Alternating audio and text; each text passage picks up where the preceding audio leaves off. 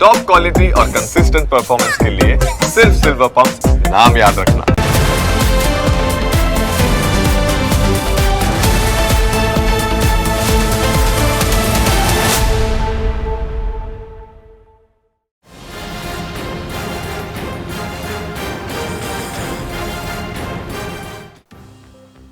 ચૈતર વસાવા હોય, જિગ્નેશ મેવાણી હોય કે પછી અનંત પટેલ, પોતાની વોટ બેંક હોય ત્યાં તે વિરોધનું બ્યુગલ ફૂંકે છે.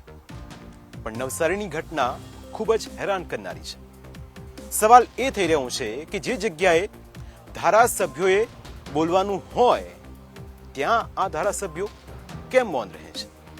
જુઓ અમારો આ વિશેષ અહેવાલ.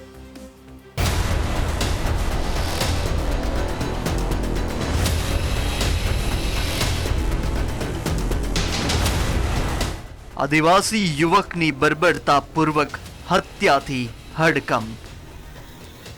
ગાયને કાપવાની ના પાડતા વિધર્મીઓએ યુવકને જાહેરમાં રહેસી નાખ્યો. અત્યંત ક્રૂરતાપૂર્વક હત્યા કરવા છતાં વિપક્ષના આદિવાસી ધારાસભ્યો મૌન. આ સવાલ એટલા માટે ઉઠી રહ્યો છે કારણ કે આદિવાસીઓને લગતો નાનામાં નાનો પ્રશ્ન હોય ત્યારે ચેતર વસાવા, અનંત પટેલ કે પછી જિગ્નેશ મેવાણી તેઓ જોરશોરથી મુદ્દાને ઉઠાવે છે. સરકાર અને પોલીસ પ્રશાસનને ઘેરવાના પ્રયાસો કરે છે. પરંતુ નવસારીમાં મુસ્લિમ આરોપીઓએ એક આદિવાસી યુવકની કરપીણ હત્યા કરી નાખી છે. તેમ છતાં આ મુદ્દે તેમણે હજુ સુધી પોતાનો અવાજ નથી ઉઠાવ્યો. આખરે શું હતો એ મુદ્દો કે જેના કારણે એક નિર્દોષ આદિવાસી યુવકની બેરહેમીપૂર્વક હત્યા કરી દેવામાં આવી? તેની હકીકત જાણશો તો તમે પણ હેરાન રહી જશો. 30 વર્ષના યુવકનું નામ છે દીપક હળપતિ.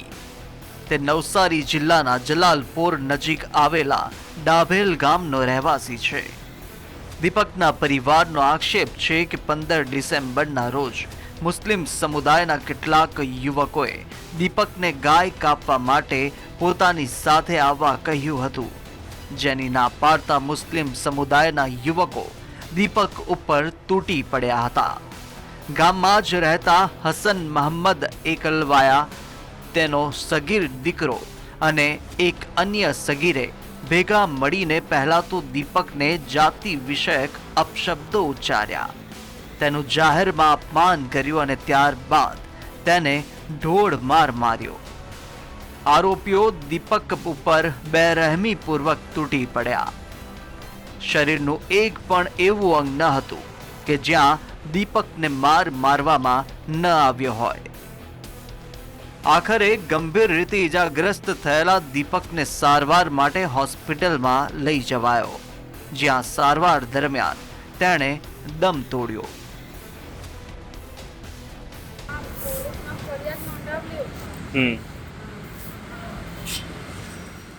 તે સ્વૈચ્છિક ની જતા હતા કે પછી એમ કામ કરવા ગાય કાપવા બોલાવે ને તો ના પાડે તો જબરજસ્તી લઈ જાય ને મારે.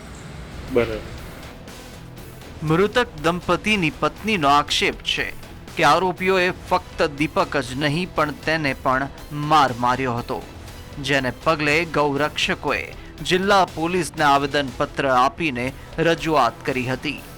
તેમનો આરોપ હતો કે આ ઘટનામાં પોલીસ કડકાઈથી કાર્યવાહી નથી કરી રહી.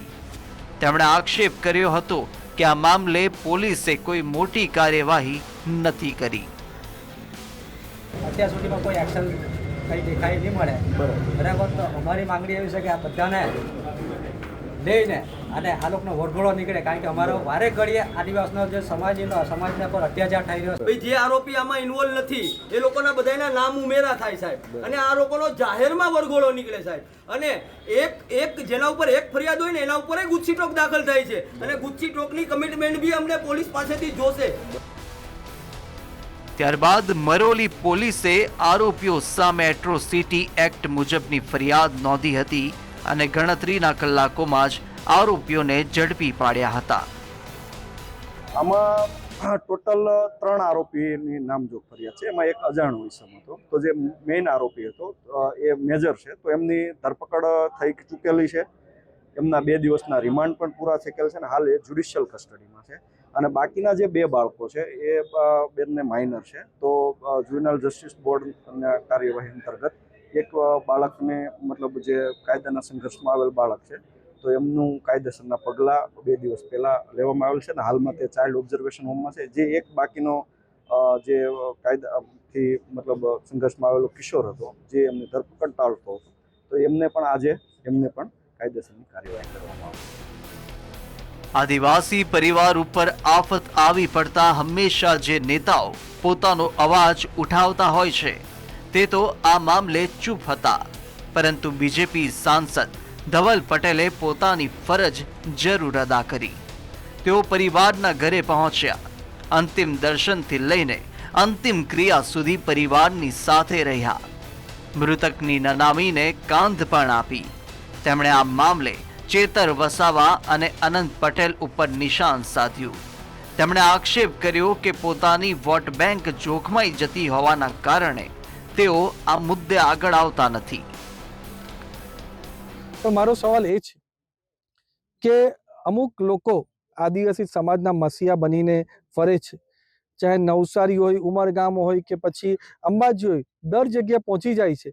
ફક્ત ને ફક્ત આદિવાસી સમાજને રાજકારણમાં એ યુઝ કરે છે, એમનો ઉપયોગ કરે છે.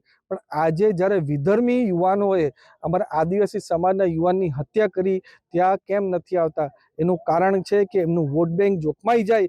એના માટે ચૈતર વસાવા અને વાંસદાના ધારાસભ્ય અહીંયા આવતા નથી અને એની પર જ્યાં રાજનીતિ આદિવાસીઓના નામે કરાય ત્યાં જ જાય છે, અહીંયા આવતા નથી.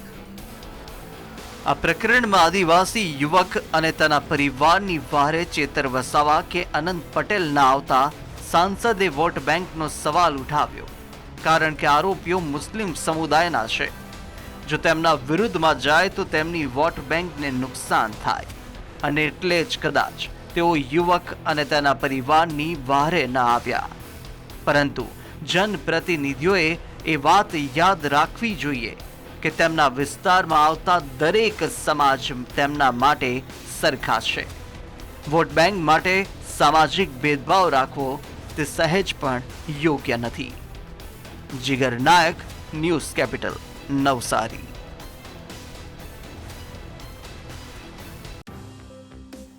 પ્રાઇમ 9 માં સમય થયો છે બ્રેકનું. બ્રેક બાદ અન્ય મુદ્દા વિશે વાત.